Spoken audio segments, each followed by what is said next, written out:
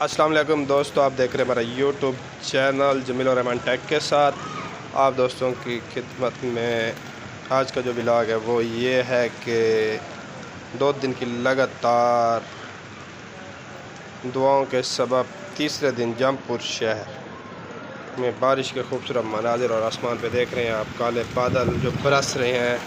और ये देखें जी, हमारा रोड जो है वो गीला हो चुका है और तमाम लोगों के चेहरे खिल उठे हैं और खुशी का मंज़र आप देख रहे हैं। और ये बारिश आपको नज़र आती हुई दिखाई दे रही होगी। और ये है हमारा कोटला चुंगी और रहमान मोबाइल सेंटर की फ़ख्रिया पेशकश की तरफ से पेश किया जा रहा है। और बहुत मज़ा आ गया, ठंडी ठंडी हवा चल रही है, बारिश अभी भी हो रही है लगातार। और ये देखे जी, मेरा बाजू भी गीला हो चुका है और लोगों की आमदोरफ्त फिर से जारी हो गई है, रोड पर आना शुरू हो गए हैं।